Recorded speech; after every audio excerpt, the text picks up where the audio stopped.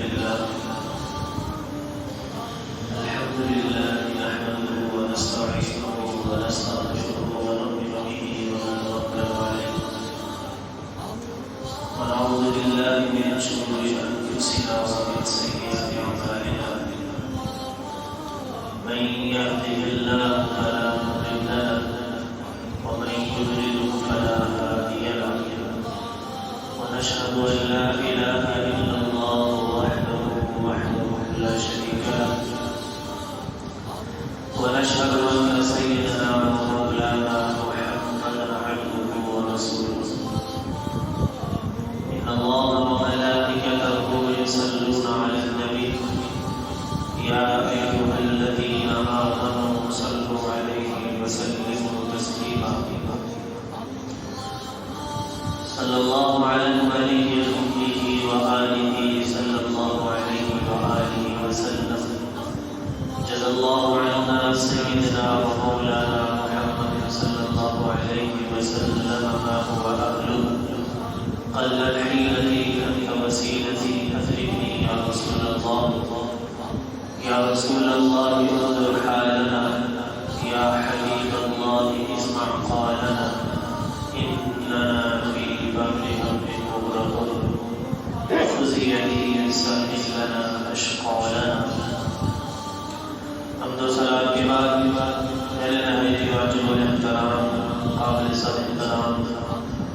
میرے والد محترم اور تمام نمازی حضرات بزرگوں نوجوان ساتھیوں، اللہ رب العزت کا بے پناہ شکر ہے کہ اس نے ہم سب مسلمانوں کو آج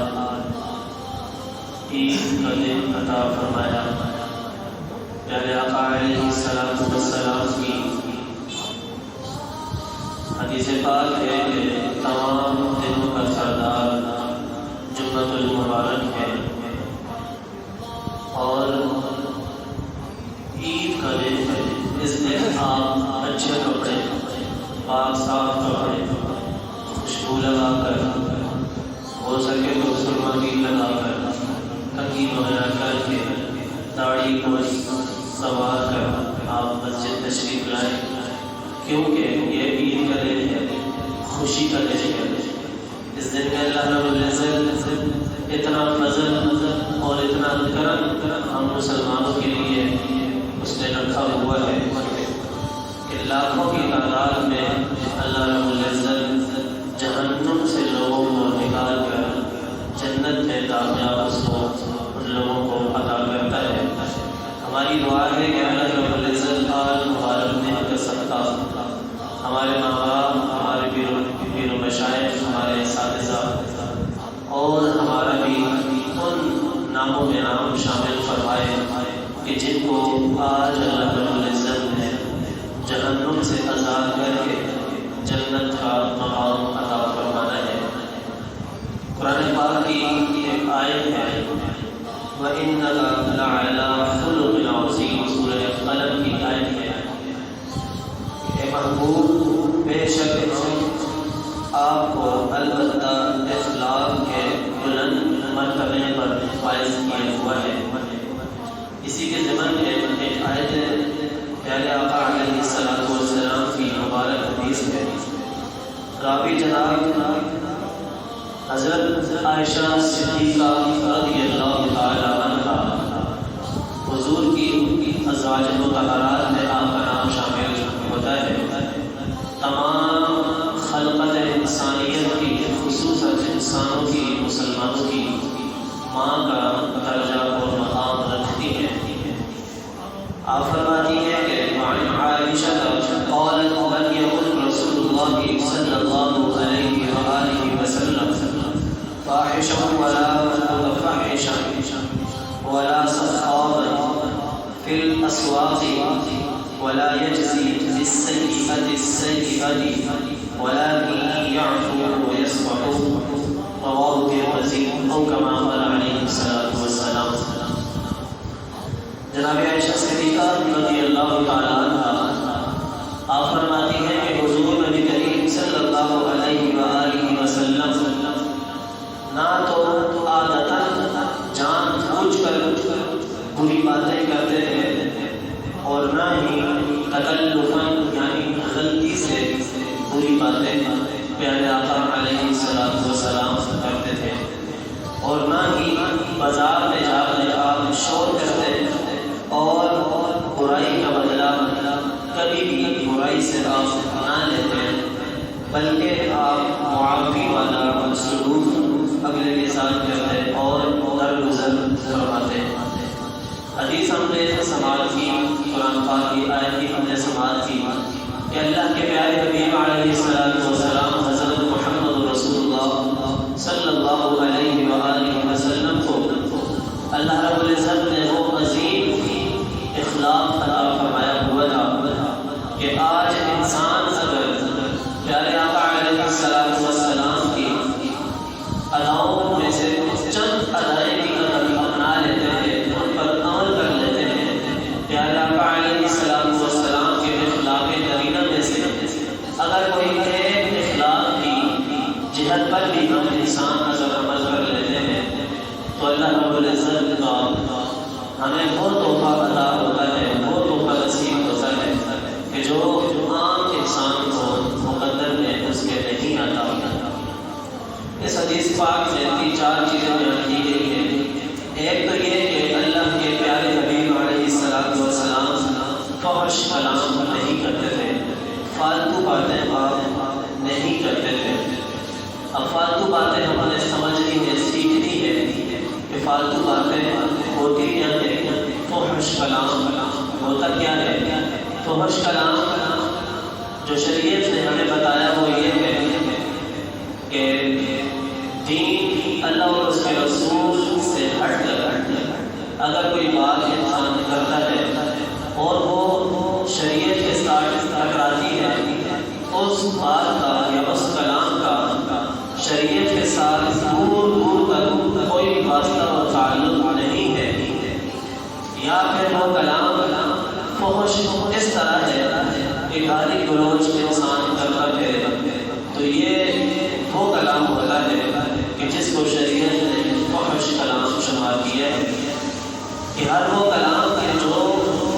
دین سے دوری اختیار کرتے ہیں یا دین کے ساتھ کلام ٹکرائے تو وہ فحش کلام ہوتا ہے۔ بعض اوقات ہماری دوستوں کی توجہ میرے جانے لگتے ہیں آپ،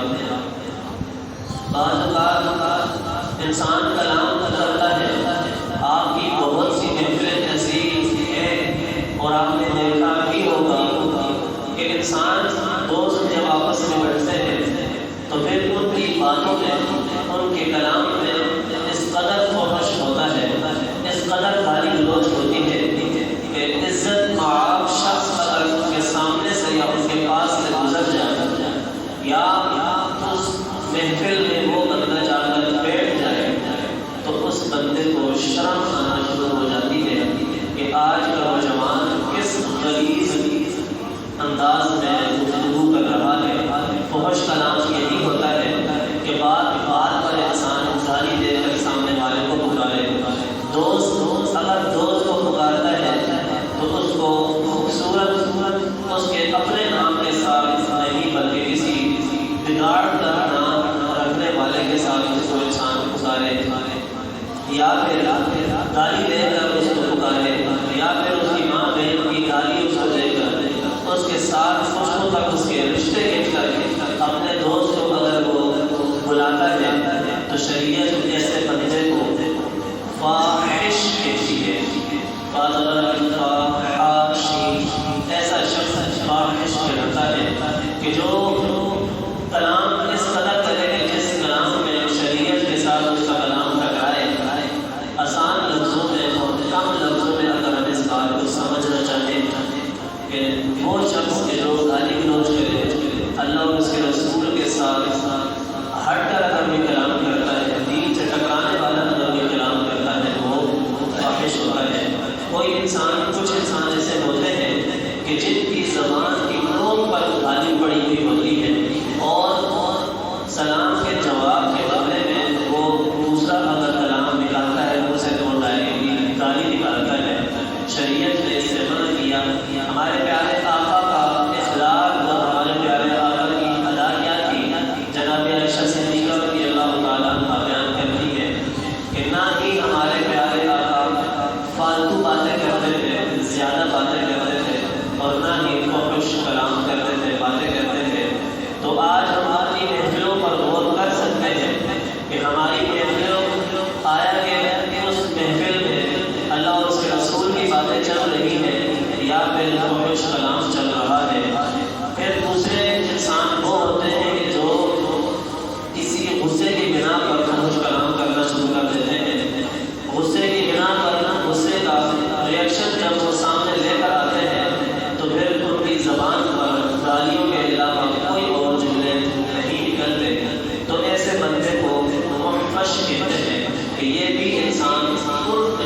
شمار ہوتا ہے کہ جو فاحش کلام کرنے والا ہوتا ہے،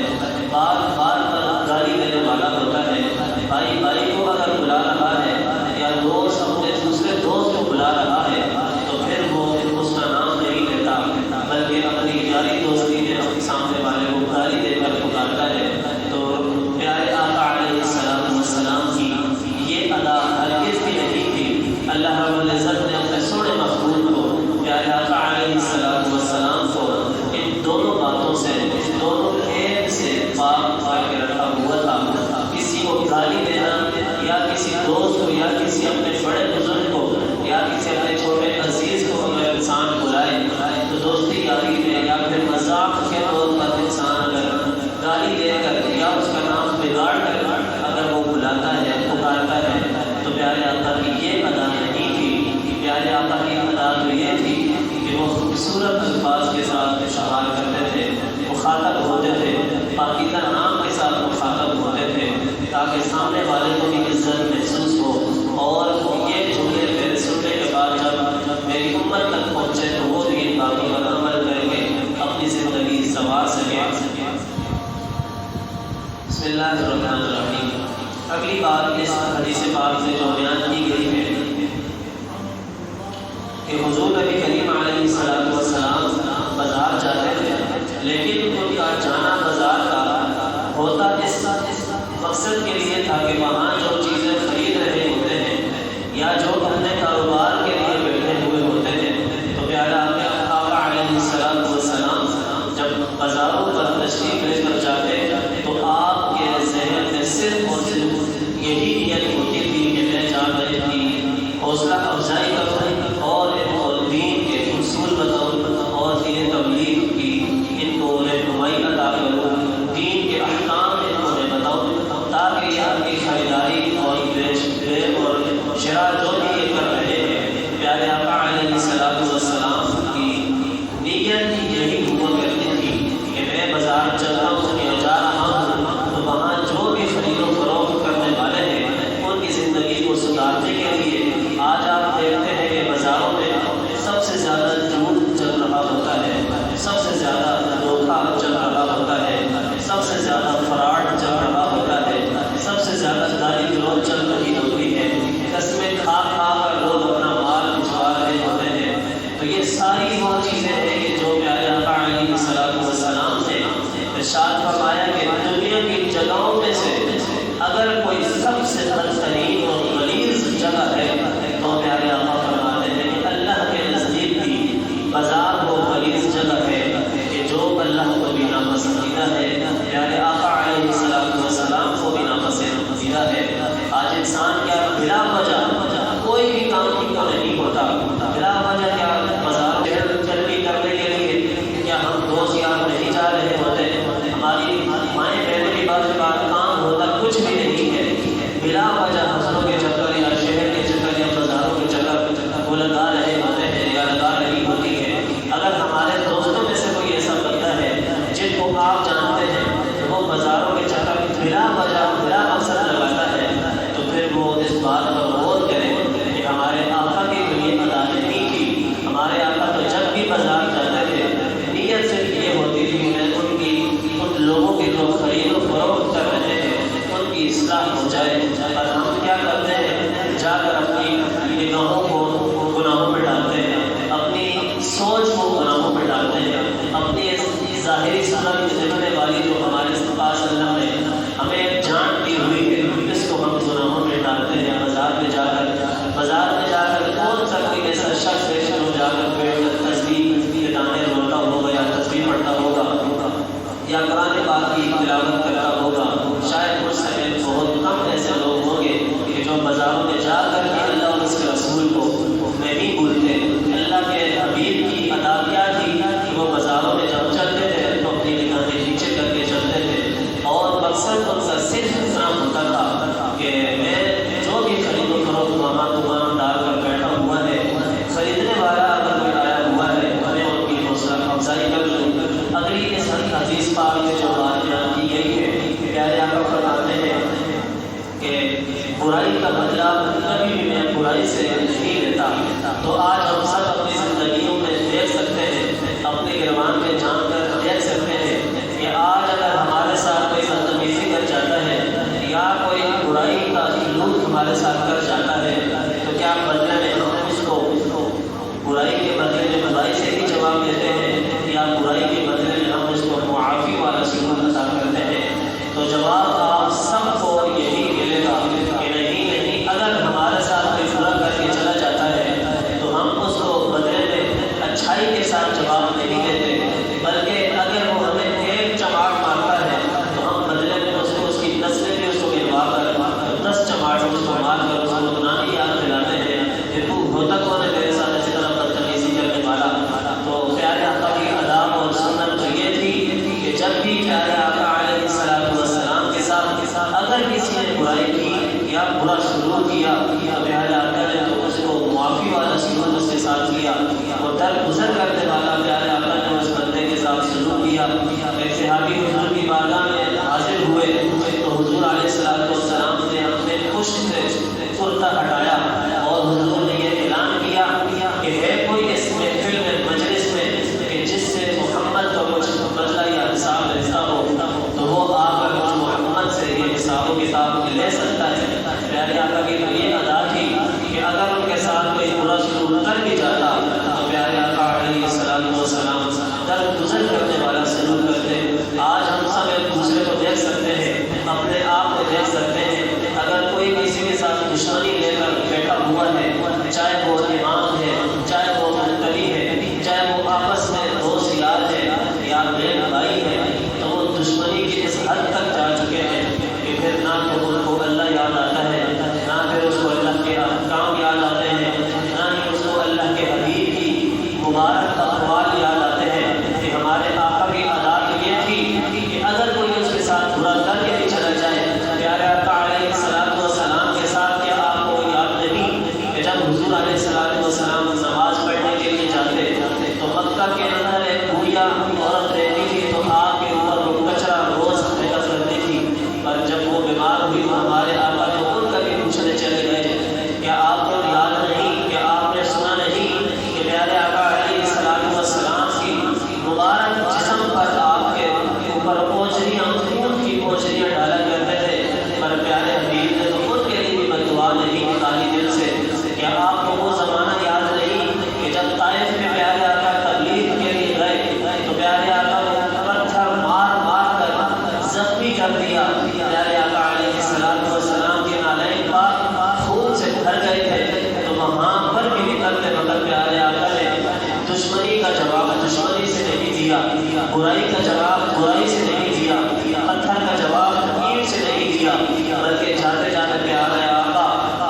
ان کے لیے دعا کر کے چلے گئے، کیونکہ صحابہ نے پوچھا تھا یا رسول اللہ انہوں نے تو آپ کو اتنا زیادہ زخمی کر دیا ہے، پتھر مار مار کر آپ کو زخمی اور روحان کر دیا ہے، تو آپ تو بس ایک نگاہ آسمان کی طرف اٹھائیں تو آسمان پھٹ جائے گا، انہیں کو اپنے اندر نگل جائے گا۔ اور پیارے آقا نے کہا فرمایا کہ نہیں، میں جانتا ہوں کہ ان کی پشتوں میں میرے غلام پیدا ہونے والے ہیں، ان کی پشتوں میں وہ بندے آرام کر رہے ہیں کہ جو کل میرے صحابہ بن کر میرے ساتھ چلنے والے ہیں۔ آج اگر ان کے بڑوں نے میرے ساتھ برا سلوک کیا تو بے شک یہ ان کا ایمان ہے۔ آج اگر کوئی نمازی کسی امام کے ساتھ یا کوئی امام کسی نمازی کے ساتھ یا کوئی بھائی کسی دوسرے بھائی کے ساتھ برا سلوک کرتا ہے یا دشمنی لے کر وہ اپنے دل و دماغ میں بیٹھا ہوا ہے تو وہ یہ بندہ اگر نمازی ہے تو وہ یہ بات سے ڈال لے کہ اس کی کسی قسم کی کوئی نماز نہیں ہوتی۔ میں سب سے سوال کرتا ہوں کہ ایک انسان ہے کہ دوسرے انسان دشمنی کرتا ہے، حسد کرتا ہے، بغض رکھتا ہے، برائی کرتا ہے، تو پھر بدلے میں اگر وہ سامنے والا انسان اگر اس کے ساتھ بھی برا سلوک کرتا ہے، برائی کرتا ہے، تو پھر اس میں اور جس میں فرق کیا رہ جائے گا؟ پیارے آقا نے تو ہمیشہ اپنے لیے یہ دعا کی تھی کہ یا اللہ مجھے جب بھی اس دنیا سے اٹھانا تو ظالم نہیں بلکہ مظلوم بنا کر اٹھانا۔ تو اس حدیث میں کیا صاف صاف الفاظ نہیں ہے کہ پیارے آقا نے کبھی بھی برائی کا بدلہ برائی کے ساتھ نہیں لیا۔ برائی اگر آقا علیہ السلام کے ساتھ ہو گئی تو پیارے آقا نے محبت کے ساتھ اس کا جواب دیا۔ آج اگر کوئی کسی سے دشمنی کر لیتا ہے، کوئی بغض یا کوئی برائی کر لیتا ہے تو یار ہم بھی انسان ہیں، تھوڑا سا دل اپنا بڑا کر کر سامنے والے کو معاف نہیں کر سکتا، اور ہم انسان ہیں کہ ہمارا نفس خوش ہوتا ہے کہ سامنے والے کو ہم ذلیل و رسوا کرتے پھریں۔ اپنے آقا علیہ الصلوۃ والسلام کی اس مبارک ادا کو اگر ہم اپنا لیں کہ برائی کا بدلہ ہم نے برائی سے نہیں لینا، اچھائی سے لینا ہے، محبت کے ساتھ لینا ہے، گلے مل کر ہم نے ایک دوسرے کو معاف کرنا ہے۔ اگر آپ میں سے کسی ایک کے ساتھ کسی کا کوئی لین دین اگر ہو جاتا ہے، کوئی منہ کے ساتھ بدتمیزی یا کوئی گالی گلوچ بن جاتی ہے، ہو جاتی ہے، تو پھر پیارے آقا کی اس ادا کو ہم کیوں نہیں اپناتے؟ کہ پیارے آقا نے فرمایا کہ جب بھی یہ جناب عائشہ صدیقہ کی روایت آپ فرماتی ہے کہ حضور نبی کریم صلی اللہ علیہ وآلہ وسلم کی اداؤں میں سے یہ ایک ادا تھی کہ آپ کے ساتھ اگر کوئی برائی کر جاتا تو بدلے میں آپ اس کو برائی کے ساتھ اس کو جواب نہیں دیتے بلکہ اچھائی کے ساتھ اس کو جواب دیتے۔ تو آج ہم سب اپنے آپ کے اندر غور کر سکتے ہیں، اپنے گرمان پر جھانک سکتے ہیں، دیکھ سکتے ہیں کہ آج اگر ہمارے ساتھ کوئی برا سلوک کر کے چلا جاتا ہے یا محفل میں وہ ہمیں ذلیل کر دیتا ہے، نمازی ہے وہ امام کو بدتمیزی کے ساتھ پیش آتا ہے، امام ہے تو بدتمیزیوں کے نمازیوں کے ساتھ بدتمیزی سے پیش آتا ہے یا برائی کے ساتھ پیش آتا ہے، پھر میں آپ سب کو قسم کھا کر کہتا ہوں کہ نہ ایسے نمازی کی نماز قبول ہوتی ہے اور نہ ایسے امام کی نمازیں قبول ہوتی ہیں، نہ ایسے خانوں کی عبادتیں قبول ہوتی ہے کہ جو دل میں ایک دوسرے کے لیے برا سلوک لے کر بیٹھا ہوا ہے، دل میں حسد لے کر بیٹھا ہوا ہے، وہ ہر وقت دل میں یا دل و دماغ میں وہ یہ سوچ کر بیٹھا ہوا ہے کہ جب بھی اس کی محفل یا کہیں لگے گی تو میں سامنے والے کو ذلیل و رسوا کر کے رکھ دوں گا، تو پھر وہ سوچ لے کہ اللہ کی لاٹھی بے آواز ہے، اللہ کی پکڑ بے آواز ہے۔ ان بطش ربک لشدید، کہ آپ نے نہیں سنا کہ اللہ جب پکڑتا ہے تو اس کی پکڑ بڑی مضبوط ہے۔ بڑے بڑے پہلوان آپ نے اپنی زندگیوں میں دیکھے ہوں گے کہ جب اللہ رب العزت ان کو بیماری میں ڈالتا ہے، جب کمزوری میں ڈالتا ہے تو پھر وہ پہلوان جیسا بندہ بھی کمزور ہو کر دوسروں کا محتاج بن کر رہ جاتا ہے۔ پیارے آقا علیہ الصلوۃ والسلام کی اس ادا کو اگر ہم اپنا لیں کہ دشمنی کا بدلہ ہم نے دوستی کے ساتھ لینا ہے، برائی کا بدلہ ہم نے پیار کے ساتھ لینا ہے، نفرت کا بدلہ ہم نے پھول پیش کر کے دینا ہے، تو پھر میں سمجھتا ہوں معاشرے میں ایک تبدیلی پیدا ہو سکتی ہے۔ پیارے آقا علیہ الصلوۃ والسلام کی اس ادا کو اگر ہم اپنا لیں تو ہماری زندگی میں کافی ساری تبدیلیاں اور اچھائیاں پیدا ہو سکتی ہیں۔ اللہ رب العزت سے دعا ہے کہ ہمیں حق اور سچ کے ساتھ دین پر عمل کرنے کی توفیق عطا فرمائے، اور ہم سب کی دعا ہے، ہم سب ایک دوسرے کو گواہ بنا کر کہتے ہیں کہ آج ہم اللہ سے اپنے لیے بھی معافی مانگتے ہیں، اپنے بڑوں کے لیے بھی معافی مانگتے ہیں، اور یہ وعدہ کرتے ہیں کہ آج اگر ہمارے دل میں اس وقت کسی کے لیے بھی کوئی برائی ہے، کوئی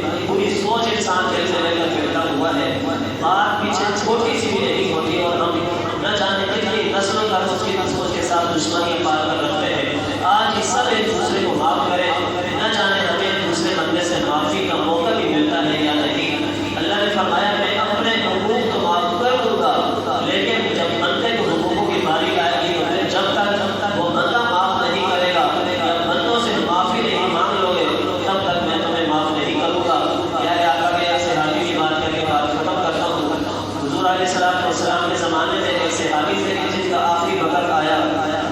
بس چند ہی منٹ کے بعد ان کی روح قبض ہونے والی ہے، یہ ماحول ان کے جسم پر طاری ہو چکا تھا، پر ان کے جسم سے روح نکل نہیں رہی تھی، تو صحابہ نے حضور علیہ السلام کی بارگاہ تک یہ پیغام پہنچایا کہ یا رسول اللہ، آپ کا ایک صحابی جو فلاں جگہ پر ہے، گھر میں ہے، تو اس کی روح نکل نہیں رہی۔ تو پیارے آقا جب وہاں تشریف لے کر گئے تو پھر سارے معاملات کا جائزہ لیا، تو تب ان کو پتہ چلا کہ اس صحابی کی ایک بوڑھی ماں زندہ ہے اور وہ بوڑھی ماں اس صحابی سے ناراض ہے